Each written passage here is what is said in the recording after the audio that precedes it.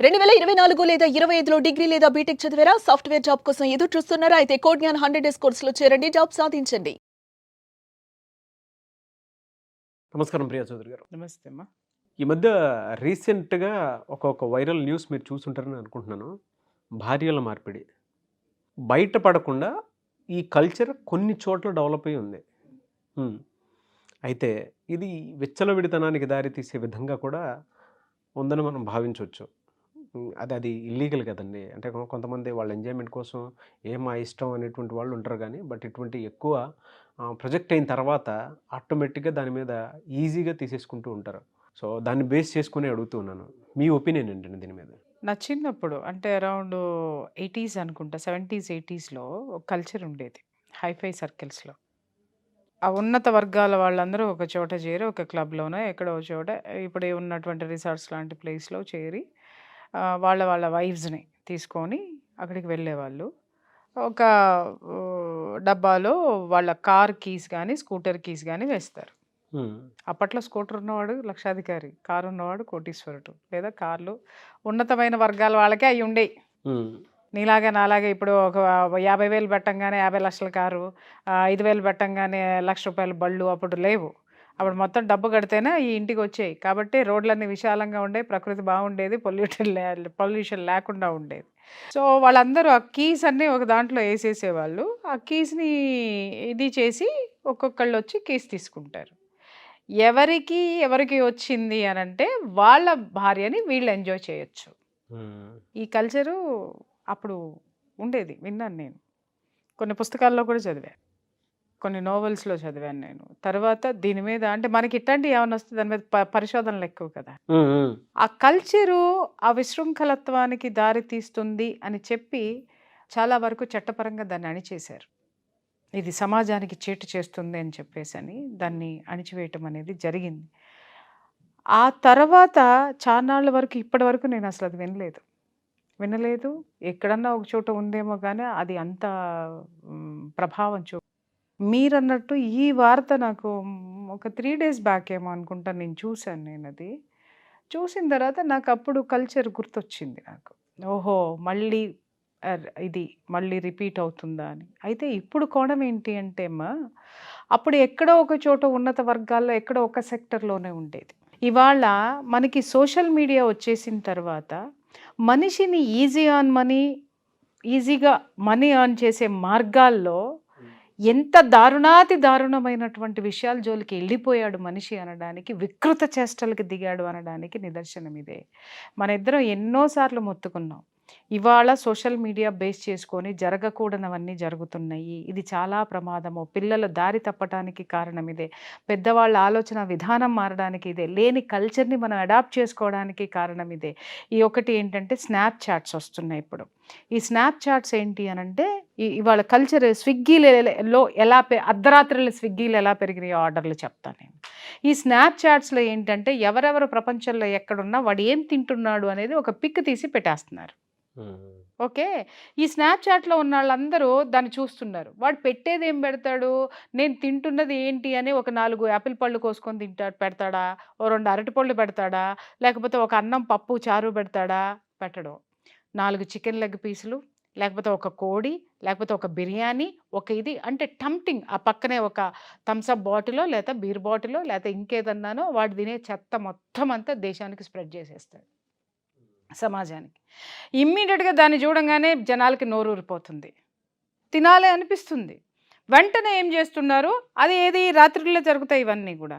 మీరు చూడండి, అర్ధరాత్రి 11 to 2 o'clock వరకు స్విగ్గీ ఆర్డర్స్ ఎక్కువ ఉంటాయి. నాన్ వెజ్ బిర్యానీలు కానీ ఇవి కానీ మీరు చెక్ చేసుకోండి. అప్పుడు తినడం మొదలు పెడతారు వీళ్ళు. ఎందుకంటే వాడు స్నాప్ చాట్, అమ్మ నా కొడుక నువ్వే పెడతావా, నేను ఎందుకు పెట్టను, అమ్మ దొంగ మొహం దానా నువ్వే తింటావా, నేను ఎందుకు తిన్నావు, మళ్ళీ ఇది ఇమ్మీడియట్గా తెప్పించుకొని మళ్ళీ అది స్నాప్ తీసి మళ్ళీ అక్కడ పెట్టేసేస్తే దీని ప్రతీకారము తీరిపోతుంది అనమాట. అంటే ఎలా ఉన్నారు చూడండి, ఏ దిశలో ఉన్నారు చూడండి. ఇది ఎక్కడి నుంచి జరుగుతుంది, దాదాపు ఒక 12 ఏళ్ల పిల్లల దగ్గర నుంచి. వాళ్ళు కూడా అంతే, స్నాప్చాట్లో పిక్ రాగానే పేరెంట్స్ని నాకు ఇప్పుడు ఇది కావాలి, నాకు తినాలనిపిస్తుంది, నేను చేయాలి. ప్రతి ఒక్క పిల్లలు చూడండి, ఫుడ్ వాళ్ళ దగ్గరికి రాగానే ఏది రెస్టారెంట్స్లో కానీ ఎక్కడైనా సరే ఇలా పెట్టి ఒక పిక్ తీస్తారనమాట. మళ్ళీ ఆ పిక్స్ పేరెంట్స్కి కనపడవండి. పేరెంట్స్ ఉండరు దాంట్లో స్నాప్చాట్లో, లేకపోతే వాళ్ళని హెచ్చరించే వాళ్ళు ఎవరు ఉండరు. ఇలాంటి దిక్కుమాల గ్యాంగ్ అంతా ఉంటుంది అనమాట దాంట్లో. ఇమ్మీడియట్గా ఆ ప్రభావం అదొక అంటువ్యాధిలాగా అప్పటికప్పుడు వ్యాపించేస్తుంది. వాడు 100 మందికి పంపిస్తే 100 మందిలో కనీసం 30 మంది అప్పటికప్పుడు ఫుడ్ తెప్పించుకొని తినేసేసి దాన్ని స్నాప్చాట్లు తీసి పంపిస్తారు. అండర్స్టాండ్? అదే విధంగా అది ఎలా అయితే టెంప్ట్ చేస్తుందో మనుషులు కూడా వికృతమైనటువంటి చేష్టలు. నీకు చెప్పానో లేదో, ఫస్ట్ క్లాస్లో ఉన్నప్పుడు నేను మా బాబాయ్ స్టోరీ ఒకటి చెప్పుంటాను. ఆయన లక్షాధికారి అప్పట్లో. మా చిన్నప్పుడు లక్షాధికారి అంటే ఇప్పుడు కోటీశ్వరుడు. ఇప్పుడు వాళ్ళందరూ కోటీశ్వరులే, బాగా అంటే బాగా. వాడు చిన్నప్పటి నుంచి 4th క్లాస్ వచ్చిన దగ్గర నుంచి చిన్న సైకిల్లో నానా సైకిల్ కొని అంటే కొనివ్వలేదండి. ఎప్పుడన్నా వాడు చిన్నప్పుడు తిరిగిన సైకిల్ తప్ప వాడికి సైకిల్ లేదు. అరే 4th క్లాస్ పాస్ అవ్వు కొనిస్తా. వాడు కష్టపడి 4th క్లాస్ పాస్ అయ్యాడు. 5th పాస్ అవ్వు ఇస్తా. అట్లా 10th క్లాస్ వరకు రమ్మన్నాడు.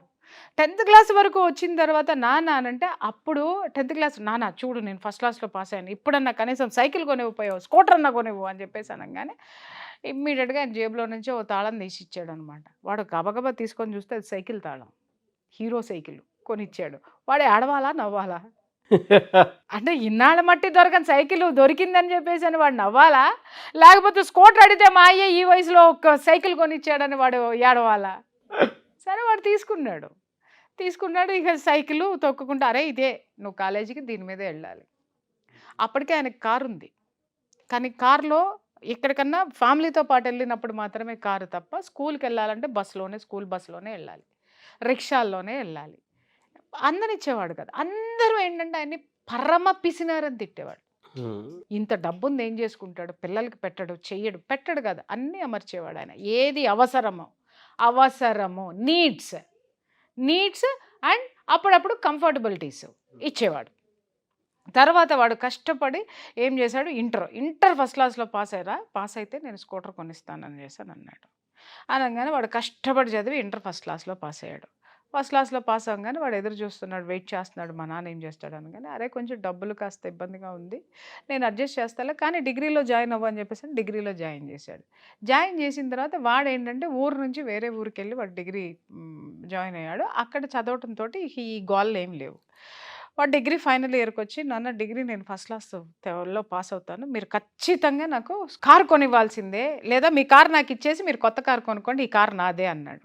అరే పోరా పో చదువుకుని రప్పో పాస్ అవ్వు అన్నాడు. వాడు పాపం కష్టపడి ఫస్ట్ క్లాస్ తెచ్చుకున్నాడు. ఫస్ట్ క్లాస్ తెచ్చుకోగానే టింగ్ అని చెప్పేసి మళ్ళీ రెడీగా ఆయన ఒక గిఫ్ట్ బాక్స్ చేతికి ఇచ్చాడు. అమ్మ మా నాన్న కొత్త కారే ఇచ్చాడని చెప్పేసి ఓపెన్ చేసి చూస్తే స్కూటర్ తాళాలు ఉన్నాయి. వాడికి మళ్ళీ సేమ్ 5 ఏళ్ళు వెనక్కి వెళ్ళిన తర్వాత ఆ సిచ్యువేషన్ వాడికి మళ్ళీ అప్పుడు వచ్చింది. మమ్మల్ని అందరినీ పిలిచాడు, రండి అసలు మా నాన్న వాళ్ళ కారు ఇస్తున్నాడు, అందరం కారులో వెళ్దాం అనంటే మేము ఎరుపక్కల్లాగా కారులో వెళ్తున్నాం అని చెప్పేసి అని పోయి చూసిన తర్వాత మేమందరం చూసి ఊరే ఎక్కడ కూర్చోవాలరా, ముందు ఎంతమంది కూర్చోవాలరా, వెనక ఎంతమంది కూర్చోవాలి జోక్ చేసిన తర్వాత మేమందరం కూడా తిట్టాము, ఆయన్ని తిట్టుకున్నాం వీడిని తిట్టుకున్నాము. అయినా సరే స్కూటర్ అంటే ఇది కదా, మాలో కొంతమంది మేము ఆనందపడ్డా, అరే కొత్త స్కూటర్ రా బాగుందిరా, నువ్వు ఈ నిమిషం నుంచి వేసుకొని తిరగరా, అదిరా ఇదిరా అని అంటే ఆడ ముఖం ఇట్టా పెట్టుకొని వాడు ఏదో స్కూటర్ ఆనందము లేదు సంతోషము లేదు అట్లాగని ఏమీ లేకుండా, దుఃఖము లేదు అట్లాగని ఏమీ లేకుండా లేడు. వాడు అడ్జస్ట్ అయిన తర్వాత ఇమ్మీడియట్గా మెల్లగా ఆయన బిజినెస్లోకి దించాడండి. బిజినెస్లోకి దించిన తరువాత వాడికి ఒక 2-3 ఏళ్ల తర్వాత పెళ్లి సెటిల్ అయింది. అప్పట్లో 23 ఇయర్స్ కల్లా పెళ్లి చేసేసేవాళ్ళు. పెళ్ళి అయింది. పెళ్ళి అయినప్పుడు ఆయన పెళ్ళికి ఎంగేజ్మెంట్కి వెళ్ళినప్పుడు ఆస్తులు పాస్తులు అన్నీ తీసుకున్నారు. వాళ్ళ మామగారు ఏమన్నారు, నేను కారు కొనిస్తానండి, కారు పెడతాం, అల్లుడికి కారు పెడతాం అని అంటే ఆయన నో చెప్పాడు. మీరు ఏదన్నా ఉంటే మీ అమ్మాయికి పెట్టుకోండి, వద్దు అనగానే వీడి ముఖం మాడిపోయి ఇంటికి రాగానే యుద్ధం అనట, నువ్వివ్వవు, నన్ను కొనుక్కొనివ్వు, నాకు వస్తానంటే రానివ్వు, అసలు నువ్వేంటి, నువ్వు తండ్రివా, అది ఇది డామ్ డోమ్ డుస్ కానీ అయిపోయింది. పెళ్ళి భళ్ళను పెళ్ళి అయిపోయింది, నోవులు అయిపోయినాయి, వ్రతాలు అయిపోయినాయి. వీళ్ళు హనీమూన్కి వెళ్ళాలి. హనీమూన్కి వెళ్దామని వాళ్ళ నాన్న దగ్గరికి వచ్చాడు. కానీ ఇలా తీసి ఒక కీసు వాడి చేతిలో పెట్టాడు. అది కారు. అప్పట్లో ఫియట్ కార్ అనమాట అది. ప్రీమియర్ పద్మినీనో ఫియట్టో ఏదో నాకు సరిగ్గా గుర్తులేదు. అది కారు. ఇంకా అసలు వాడి ఆనందానికి అవధులు లేవు. ఇంకా అసలు వాడు హ్యాపీగా వైఫ్ని తీసుకొని, ఒరే అక్కడ ఎందుకు కారు వేసుకొని మీ ఇష్టం ఊటీ వెళ్తారు, అప్పట్లో ఊటీ కొడైకెనాల్లో ఎక్కువ కదా, కారులో వెళ్ళిరండి అని చెప్పేసి పంపించాడు. పంపించేసిన తర్వాత ఒక సందర్భంలో ఏదో ఒక పెళ్లి అకేషన్లో, వేరే వాళ్ళ పెళ్లి అకేషన్లో అందరూ కూర్చొని ఉన్నప్పుడు వేరే వాడెవడో వచ్చి ఇంకొక మా బంధువుల్లో ఒక అతను వచ్చి అడుగుతున్నాడు, మా వాడికి స్కూటర్ కొనిచ్చేసాను బాబాయ్, నీలాగా నేను కాదు, ఆడికి చూడు పిల్లలు పుట్టే టైంకి నువ్వు కారు కొనిచ్చేసావు, వాడు 10th క్లాస్ పాస్ అయ్యాడు, నాన్న స్కూటర్ అన్నాడు, నేను కొనిచ్చేసాను అని అన్నాడు. ఇట్లా చూస్తా కూర్చున్న తర్వాత ఏం మాట్లాడలేదు. అది అయిపోయిన తర్వాత మళ్ళీ 2 సంవత్సరాల తర్వాత వచ్చి మా వాడు ఇంటర్ పాస్ అయ్యాడు బాబాయ్, కారు కొనిద్దాం అనుకుంటున్నాను అని అన్నాడు. కారు కొనిచ్చేసాడు. ఆ తర్వాత 1 ఇయర్లో దిగాలుగా కూర్చున్నాడు. మేము అందరం కలుస్తాం కదా ఫ్యామిలీ మెంబర్స్ అందరం. ఈయన అడిగాడు, ఏందిరా? బాబాయ్ ఆడు మాట వింటలేదు బాబాయ్, ఆడు స్కూటర్ అంటే స్కూటర్ కొనిచ్చా 10th క్లాస్లోనే, ఇంటర్కి వచ్చేసరికి కారు కొనిచ్చా, ఆడు ఇప్పుడు చదవట్లేదు బాబాయ్, కారు వేసుకుని ఎక్కడెక్కడ తిరుగుతున్నాడు, ఆడపిల్లల్ని వేసుకుని తిరుగుతున్నాడు, మగ పిల్లల్ని వేసుకుని తిరుగుతున్నాడు, ఆడు చెడు అలవాట్లు అన్నిటికీ అలవాటు పడిపోయాడు, ఆడు ఎట్టదారిలో పెట్టాలో అర్థం కావట్లేదు అంటే అప్పుడు కూర్చోబెట్టి చెప్పాడు, ఒరే వాళ్ళకి వయసుకు మించి మనం ఆలోచనలు ఎదగనివ్వద్దు, అవసరానికి మించి వస్తువులు మనం వాళ్ళకి ఇవ్వద్దు, అలాగే వాళ్ళ స్థాయికి మించి మనం వాళ్ళకి జీవితాన్ని చూపించద్దు. నేను మా వాడికి నాకు కొనిచ్చే తాతున్న 10th వచ్చేసరికి సైకిల్ ఎందుకు కొనిచ్చాను, ఎందుకు ఆపాను అక్కడి వరకు, ముందే ఇచ్చేసానంటే 10th వచ్చిన తర్వాత ఇదే స్కూటర్ అడుగుతాడు, ఇంటర్ వచ్చిన తర్వాత కార్ అడుగుతాడు, ఆ తర్వాత వాడి భవిష్యత్తు దెబ్బతింటుంది, చదువు మీద కాన్సన్ట్రేట్.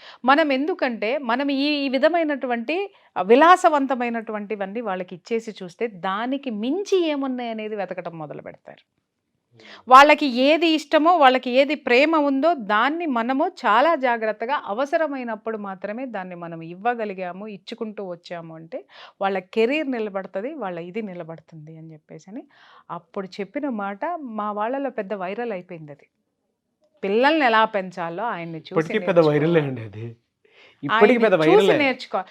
ఇప్పుడు నాకు పిల్లల్ని చూసి వాళ్ళు పుట్టగానే ట్యాబ్లు ఇచ్చేస్తే కాదు, అదే ఆ పెంపకంలో మీరు చెప్పింది స్టెప్ బై స్టెప్ ఎలా చెప్పారు అని అంటే, ఇందాక ఒక మాట అన్నారు చూసారా, అవసరానికి మించినటువంటి వాళ్ళ ఎక్స్పెక్టేషన్స్ ఏవైతే ఉన్నాయో వాటిని ముందే వాడి చేతిలోకి ఇచ్చేస్తే దాని వాల్యూ తెలియదు. స్థాయికి మించి విలాసాలు, అవసరానికి మించి వస్తువులు ఇచ్చి కూర్చున్నామంటే దాన్ని వాడేస్తాడు. మళ్ళీ తర్వాత ఇంకొకటి దానికంటే ఎక్కువ ఎక్స్పెక్ట్ చేస్తాడు. దానికంటే ఆ ఎక్స్పెక్టేషన్స్ మనం ఎక్కడ అందుకుంటాం? అందుకోలేనప్పుడు ఏం చేస్తాడంటే వాడు సొంతంగా పొందడానికి ట్రై చేస్తాడు. సొంతంగా పొందడానికి ట్రై చేసినప్పుడు చూపులు పక్కకి వెళ్తాయి, ఆలోచనలు పక్కకి వెళ్తాయి. అలాగే వాడి స్థితికి స్థాయికి మించినటువంటి తప్పులు వాడు చేయటం మొదలు పెడతాడు, పరుగులు పెట్టడం మొదలు పెడతాడు. అడుగులు తడబడితే పర్వాలేదు కానీ పరుగులు తడబడితే మాత్రం మోకాలు చెప్పలు పగులుతాయి, మూతి పగులుతుంది, లేదా ప్రాణమే పోవచ్చు. నేను 8th క్లాస్లో DVD ప్లేయర్ అడిగితే మా అమ్మ పడేసి కొట్టి ఇంటర్మీడియట్లో అది కూడా నా చేత పని చేయించి ఆ వచ్చిన డబ్బులతో కొనిచ్చింది నాకు. ఎందుకు? ఇంటర్ అయిపోయిన తర్వాత వాళ్ళ ఆలోచన విధానము ఎలా ఉంటది, ఎంత క్యాలిక్యులేటెడ్గా ఉంటుంది. ఇప్పుడు పేరెంట్స్ని చూస్తుంటే బాధ్యతారాహిత్యమైనటువంటి పెంపకాల్లో వీళ్ళు పెరిగారో అర్థం కాదు, వీళ్ళు అలాంటి సమాజాన్ని వీళ్ళు అడాప్ట్ చేసుకుంటూ వాళ్ళ పిల్లల్ని కూడా ఇదే స్థితిలో పెంచుతానే ఉన్నారు ఈ రోజు కూడా. ఇప్పటికీ నన్ను చాలా మంది అంటారు, ఎందుకే అట్లా క్యాబుల్లో తిరుగుతావు, ఆటోల్లో తిరుగుతావు, నీతో కూడా నేను అక్షంతలు వేయించుకున్న రోజులు ఉన్నాయి కదా, లేట్గా రావడం, క్యాబులు క్యాన్సిల్ అయిపోయి మేడం కొనండి అంటే ఇప్పుడు ఆలోచిస్తున్నాను నేను, ఓకే ఇప్పుడు నాకు అవసరం ఉంది, దాని అవసరం ఉంది. ఎందుకు? ఈ ఏజ్కి నేను ఒక కంఫర్ట్ జోన్లో రావాలి, నేను కష్టపడకుండా టెన్షన్ పడకుండా ఒక ప్లేస్కి వెళ్ళి రావాలి, అది నాకు అవసరము. ఇప్పుడు నాకు కారు అవసరం అనిపించి ఆ థాట్లోకి వెళ్తున్నాను నేను. రైట్. అలాగే ఇప్పుడు మీరు అడిగిన దానికి దీనికి ఏంటి సంబంధం అని అంటే నాగరాజ్ గారు, పిల్లల పెంపకంలో మనము వాళ్ళని ఏ వయసుకి ఆ వయసులో వాళ్ళని బంధమేసి అట్టి పెట్టకుండా, వాళ్ళకి ఒక సర్కిల్ గీయకుండా, వాళ్ళకి బౌండరీస్ పెట్టకుండా, ఆ బౌండరీస్ లేకుండా వదిలేసి, అంటే ఎక్కడైపోతుంది అని అంటే వాడు పుట్టిన తర్వాత వాడు స్కూల్కి వెళ్ళి వచ్చేది కూడా ఇవాళ పేరెంట్స్కి తెలియట్లేదు. నిన్న మొన్నటి వరకు కూడా 10 ఏళ్ల కిందటి వరకు కూడా పేరెంట్స్ పిల్లల్ని ఏ స్థితిలో ఉన్నా స్కూల్లో వాళ్ళు దించి వాళ్ళు తీసుకొచ్చేవాళ్ళు. అంటే ఏంటి, వీడు ఎలా వెళ్తున్నాడు, ఎలా వస్తున్నాడు, వచ్చే దారిలో ఏం ప్రమాదాలు జరగకుండా ఏమన్నా జరిగితే స్కూల్లో జరిగేటి. ఒకవేళ జరగకూడదు స్కూల్లో ఏమన్నా జరిగితే మళ్ళీ నెక్స్ట్ డే మార్నింగ్ తండ్రి కనిపించేవాడు కదా, లేకపోతే తల్లి కనిపించేది కదా, అది ఒక వార్త తెలిసిపోయేది, వాళ్ళు కరెక్ట్ చేసేవాళ్ళు, దండించేవాళ్ళు, ఒక భయం అనేటటువంటిది పెట్టేవాళ్ళు. ఇక్కడ ఇవాళ సమాజంలో తల్లిదండ్రులకి భయం ఉందా, పిల్లలకి భయం ఉందా? సమాజంలో వ్యక్తులకి భయం ఉందా? చట్టం అంటే భయం ఉందా? న్యాయస్థానాల పట్ల గౌరవం కానీ లక్ష్యం కానీ ఎవరైనా లక్ష్య పెడుతున్నారు? భయరాహిత్యమైనటువంటి ప్రపంచంలో బ్రతుకుతుంటే ఇలాంటి జుగుప్సాకరమైనటువంటి వికృతమైనటువంటి పోకడలు మనిషిలో విశృంఖలంగా పెరిగిపోవడానికి కారణాలు ఇవే. అవకాశాలు, దీనికి ఎలా అండి అంటే మోరల్స్, వాల్యూస్ పడిపోయాయి. నేను మొదటి నుంచి మొత్తుకుంటుంది అదే. కుటుంబంలో వాల్యూస్ పడిపోయాయి. కుటుంబ వ్యవస్థ ఇవాళ బీటలు వారిపోయింది.